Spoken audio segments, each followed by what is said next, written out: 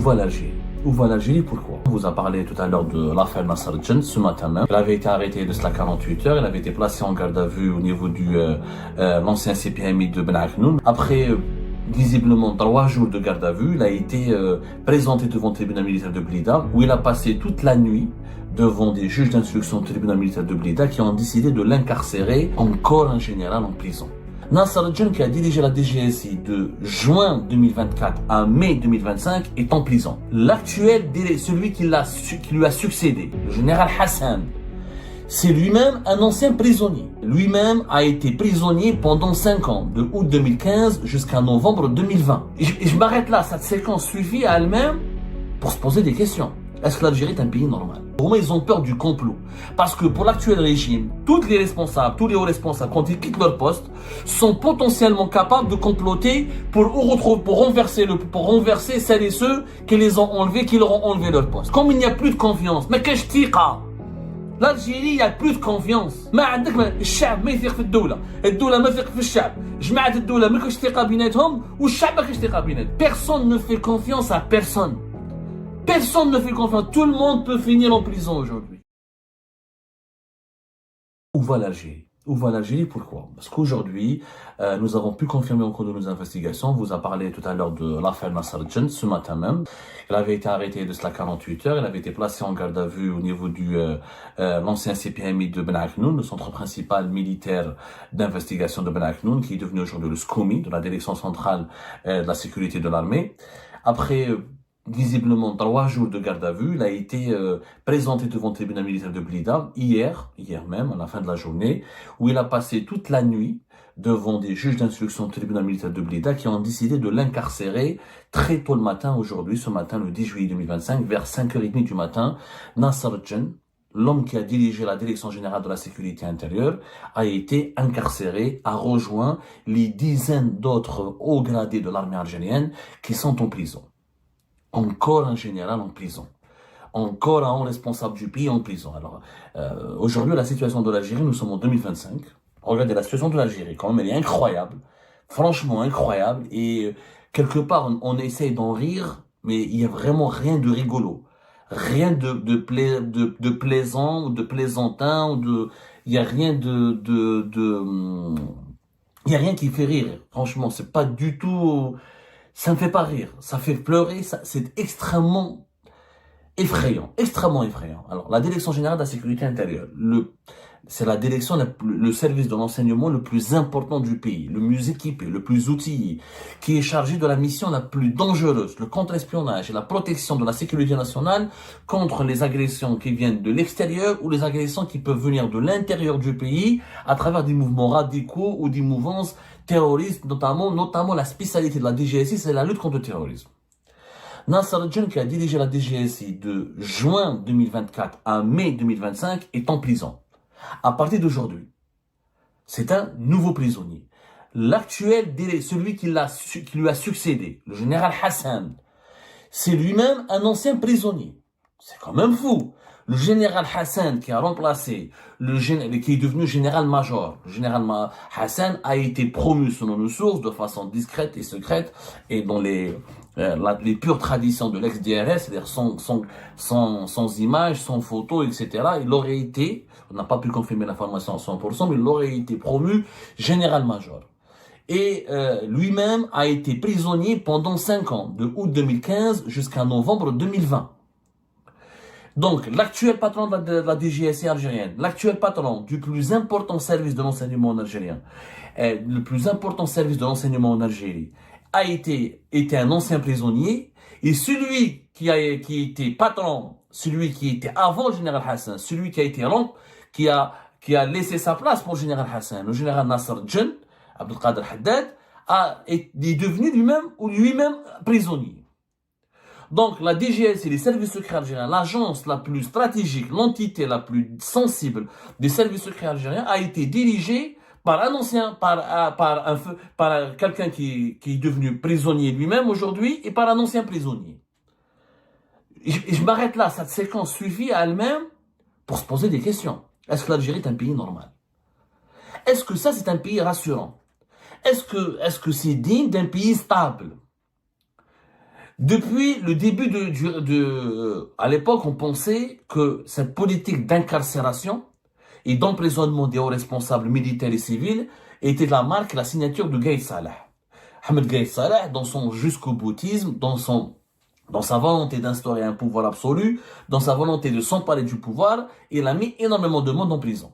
Des généraux, dont Mohamed Jabbar, je rappelle Mohamed Jabbar qui était l'ancien patron de la direction de la documentation de la sécurité extérieure de 2022 à 2024, était lui-même un ancien prisonnier, puisqu'il était prisonnier entre 2019 et 2020. On pensait que, après la mort de Gaïd Salah, on allait changer de doctrine, que l'Algérie va retrouver une certaine normalité. Parce que la normalité veut que un État sérieux, un État qui n'est pas un État voyou, qui n'est pas un État mafieux, un État crédible, un État propre, un État intègre, il n'est pas normal que ces anciens responsables partent en prison. Ou que ces futurs responsables soient des anciens prisonniers. Ce n'est pas normal. Quand on va en prison, ça veut dire qu'on est un pourri, ça veut dire qu'on est un corrompu, qu'on est dangereux, qu'on est une menace contre la société et un danger pour le pays. Or, nous, depuis la mort de Gaïd Salah, ça a commencé pendant Gaïd Salah et depuis la mort de Gaïd Salah, rien que durant le règne de Tebboune et de Chengriha, on a eu l'actuel patron, l'ancien patron de la police algérienne, Farizi Eddine Béchir, est en prison. Nasser El-Djani est allé en prison. L'ancien patron de la gendarmerie algérienne, Abdelrahman Arar, est en prison. Les deux anciens chefs de région, menhom la deuxième région militaire, Haj Laroussi, Jamel Haj Laroussi, est en prison. Et il est mort en prison. Attendez, mais à un moment donné, je sais pas, les Algériens Djebderbi, mais non seulement ils n'ont plus de cerveau, mais ils n'ont plus de cœur. Parce qu'à un moment donné, on est écervelé et on est devenu frigorifié, devenu des frigos. Personne ne se pose la question, qu'est-ce qui se passe en Algérie? Est-ce que notre pays est un pays normal? Est-ce qu'il est entre de mauvaises mains? Alors, d'anciens responsables ont été emprisonnés. D'actuels responsables, dès qu'ils ont quitté leur poste, ont été emprisonnés. Et de futurs responsables ont été d'anciens prisonniers. Donc tout le monde a été en prison en Algérie.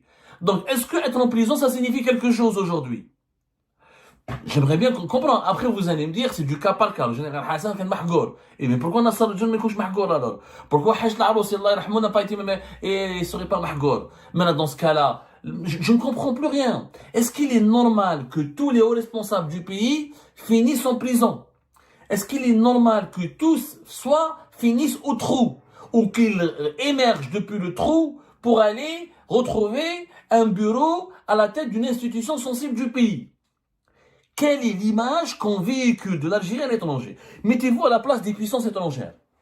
Mettez-vous à leur place. Mettez-vous à la place des États-Unis d'Amérique, de la Russie, de la Chine, de la France, de la Grande-Bretagne, ou des puissances régionales, les Émirats, l'Arabie Saoudite, la Turquie. Mettez-vous à la place d'un pays sérieux, crédible, qui doit traiter avec l'Algérie. Quel regard, comment il va percevoir l'Algérie? Leurs responsables sont tous ou d'anciens prisonniers ou de futurs prisonniers, et tous les responsables avec qui nous avons parlé finissent en prison. Comment voulez-vous qu'ils nous traitent avec sérieux? Comment voulez-vous qu'ils tissent des alliances avec nous? Comment voulez-vous qu'ils développent des intérêts avec nous? Comment voulez-vous qu'ils créent des alliances approfondies? Comment voulez-vous qu'ils prennent nos propositions de partenariat au sérieux? Mais personne. Mettez-vous à la place d'un investisseur étranger. Mettez-vous à la place d'un investisseur étranger. Il a de l'argent, il doit investir. Quel est l'investisseur étranger? Le malade mental qui va investir dans un pays où tous les hauts responsables partent en prison juste après avoir quitté leur poste. Et tous les nouveaux responsables ont déjà fait de la prison. Mais qui va mettre son argent dans un pays pareil? Juste expliquez-moi, tout le monde. Oubliez que c'est l'Algérie. Oublions que nous sommes Algériens. Je suis une compagnie internationale. Je suis ExxonMobil, par exemple. L'une des plus grandes compagnies pétrolières du monde. L'Algérie veut que j'investisse des milliards et des milliards pour exploiter le gaz de schiste. J'observe l'Algérie. D'anciens ministres ont fait de la prison. Les généraux finissent en prison. Les responsables des services secrets finissent en prison. Les responsables de la police finissent en prison. Les responsables de la gendarmerie algérienne finissent en prison. Mais comment voulez-vous que ExxonMobil investisse $1 en Algérie? Juste expliquez-moi, comment ils vont le faire? Quel est l'investisseur? Ils vont se dire quoi, les Américains, les Français, les Anglais, les Japonais, les Chinois, les grandes puissances, ils vont se dire quoi? Ils vont se dire, ce pays, ses propres responsables n'ont pas été protégés. Comment voulez-vous que nous, investisseurs étrangers, partenaires étrangers, comment on sera protégés? Le pays qui ne protège pas et qui n'est pas protégé par ses propres dirigeants, et qui ne protège pas ses propres dirigeants, comment voulez-vous qu'il puisse donner de l'assurance, de la sérénité, de la quiétude et des garanties à des investisseurs ou des partenaires étrangers? C'est pas possible. C'est pas possible. Au-delà du dossier, finalement le dossier judiciaire de Nasser al-Din, c'est même pas la peine d'en parler, parce que c'est quoi dedans? Une affaire de corruption d'enrichissement illicite. Comme tout le monde. Mais comme tout le monde. Pratiquement comme tous ceux qui ont fait de la prison. Comme tous les anciens patrons de l'armée, tous les anciens généraux, les chefs de légion, les chefs de corps qui ont été emprisonnés, ils ont tous, officiellement, c'est tous pour une affaire de corruption. Donc on est tous corrompus. Nasser al-Din البارح كان مع تبون. Je compte sur toi, c'est Nasser. Après, il devient corrompu. Donc, s'il était corrompu pendant tout ce temps-là, donc même Tebboune, il est corrompu. Même tout le monde est corrompu. Celui qui a travaillé sous les ordres, ou en partenariat, ou en compagnie d'un corrompu. Donc, il est corrompu lui-même. Ça n'a pas de sens. Est-ce que les dirigeants algériens, dans leur quête de vengeance, parce que là, quand tout le monde finit en prison, il n'y a pas de justice. La justice, c'est quoi? La justice, c'est le temps de la recherche de la vérité. C'est le temps de l'enquête. C'est le temps de la manifestation de la vérité. C'est le temps de l'investigation. C'est le temps d'identifier l'infraction et d'identifier la peine qui correspond à cette infraction. Mais une justice qui envoie tout le monde systématiquement en prison. Dès que tu quittes ton poste, tu es sous ISTN et tu finis en prison. Ce n'est plus une justice. Ce n'est plus une justice. C'est le troisième patron de la DGSI qui est en prison. Voire même plus, Tartag, Béchir Tartag, ancien patron des services secrets, il a fait de la prison. Actuellement, comment il s'appelle, les Kenfilourt Gay Salah, il a fini en prison. Wassini Bouazza, il est en prison. Mais tout le monde est en prison. Donc les partenaires des États-Unis d'Amérique, ils ont travaillé avec Wassini Bouazza. Ils ont les Américains, les Chinois, les Russes, ils ont tous travaillé avec Bouazza. Bouazza a fini en prison. Ils ont travaillé avec Hassan, il a été en prison. Mahan Jebba, il a été en prison. Nasser al-Din, il est parti en prison. Mais tout le monde est en prison. C'est un pays de prisonniers. Donc les dirigeants algériens sont tous mafieux. Et donc c'est un État mafieux. Donc la conclusion logique, نساو بلي حنا les Algériens نحبوا بلادنا ونتوحشت بلادنا وبلادنا فوق راسنا. Mais c'est pas un pays digne de ce nom. Un pays n'est pas géré de cette manière. On est en train de faire de l'Algérie, de coller à l'Algérie l'image d'un État mafieux. Puisque tout le monde a été en prison. Tout le monde est en prison. Et tout le monde, avant même... Nasser al-Din, il a été limogé depuis 2 mois. En 2 mois, il y a eu une enquête. Le 22 mai. Nous sommes le 9 juillet. En 2 mois... Derrière l'enquête, ils ont trouvé la corruption, Sabou Ando Draham, comme quoi il a volé l'argent qui aurait été perquisition lors d'une perquisition qui aurait été dans une autre affaire liée à Ammar Hol, l'ancien ministre. En 2 mois, vous avez tout trouvé. C'est quand même incroyable. La justice américaine, la justice française, la justice anglaise, toutes les justices des pays civilisés et des grandes puissances, des puissances nucléaires, des puissances scientifiques, technologiques, eux, leur enquête dans ces pays-là dure 2, 3, 4 ans, 5 ans. En Algérie, la justice, en 2 mois, elle a trouvé un dossier, elle a trouvé quelqu'un, elle a trouvé les traces et les preuves d'un crime grave et finit en prison.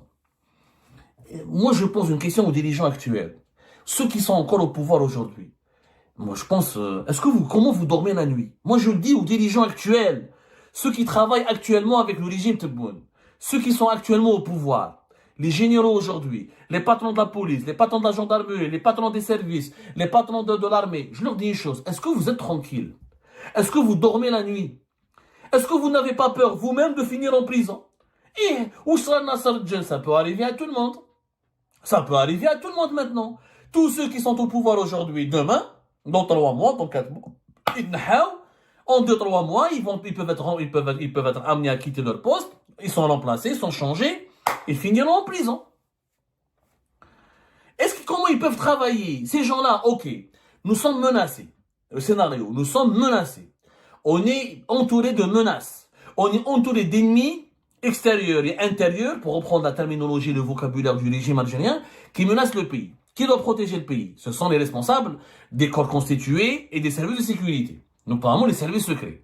Mais comment ces responsables peuvent se donner entièrement dans leur tâche, travailler dans la sérénité, dans la confiance, et retenez le mot confiance, dans la confiance, et avec toutes les assurances nécessaires, si eux-mêmes risquent de finir en prison. Puisque tous leurs prédécesseurs ont fini en prison. Comment ils pourront protéger le pays alors ils sont même pas capables de se protéger eux-mêmes? Et والله ثقة. ما كاينش ثقة دوكا راحت la confiance. راحت la confiance. وانا مانيش دافع على ناصر الجن. انا pour moi tous ceux qui ont été qui sont cette politique d'emprisonnement, je la dénonce depuis 2019. On n'envoie pas des patrons des services en prison. On envoie un de temps en temps, un général guerre en 5-6 ans, un général emprisonné, ou les deux. Comme ça, des cas isolés, mais une politique systématique. On est à plus de 225. On va atteindre bientôt le chiffre de 300 hauts gradés de tous les services de sécurité, de toutes les corps tous les corps de l'armée qui sont emprisonnés. Mais attendez, mais c'est pas, ça veut dire que ce pays est un pays de mafieux. Et que ce pays, pour ceux qui travaillent au plus haut sommet de l'État, finiront tôt ou tard en prison. Donc comment ils vont protéger le pays?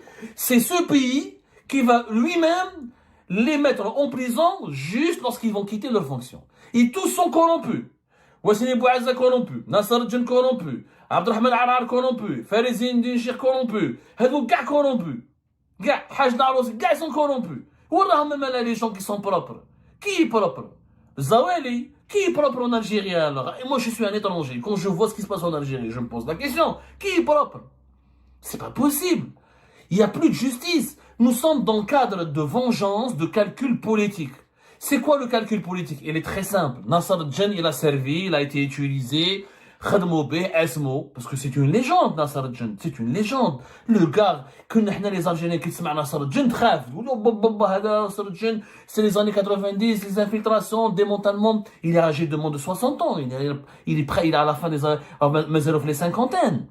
Khadmoube, ils l'ont utilisé pour les élections présidentielles, ils ont effrayé les gens, ils l'ont utilisé pour réprimer, pour persécuter, pour emprisonner, et juste après, quand ils n'ont plus besoin de lui aujourd'hui, il devient dangereux. D'abord parce qu'il a accumulé trop de pouvoir, il a accumulé beaucoup d'expérience, il a commencé à tisser beaucoup d'alliances, donc maintenant il devient dangereux, il faut l'enlever et on ne peut pas le garder en liberté. Comme il est dangereux, comme il a un nom qui sonne, comme c'est une légende, comme c'est quelqu'un qui peut avoir de l'influence, armée al-habs. Parce que le mettre en prison, c'est une manière de le contrôler, de l'empêcher de contacter d'autres personnes, et de constituer des réseaux et de constituer des alliances pour éventuellement participer à des complots. Mais ils ont peur du complot.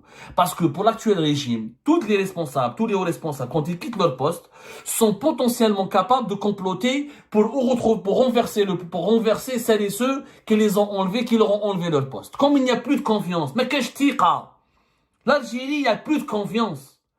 ما عندك الشعب ما يثق في الدولة ما يثق في الشعب جماعة الدولة ما كاش ثقة بيناتهم والشعب ما كاش ثقة بيناتهم. Le peuple ne fait pas confiance à l'État, dans ses dirigeants, entre les gouvernés et les gouvernants eux-mêmes ne se font pas confiance, ils sont trop tués entre eux, les gouvernés ne se font pas confiance entre eux, personne ne fait confiance à personne. Personne ne fait confiance, tout le monde peut finir en prison aujourd'hui. Il suffit juste que Abdelboun ou Shengriha se sentent menacés, ou leur règne, ou leur collaborateur, ou leur clan se sont menacés par une menace. Il y a lequel, dès qu'il y a l'ombre d'une menace, ils sévissent en prison. On voit tout le monde en prison comme ça, c'est très simple, on contrôle tout, on réprime tout, personne ne va agir contre nous, personne ne peut nous renverser, personne ne peut comploter contre nous puisqu'ils sont tous en prison. Mais, à ce rythme, qu'est-ce qui va se passer? Crise de confiance. Crise de confiance va susciter des divisions très profondes. Les divisions profondes vont susciter des frustrations.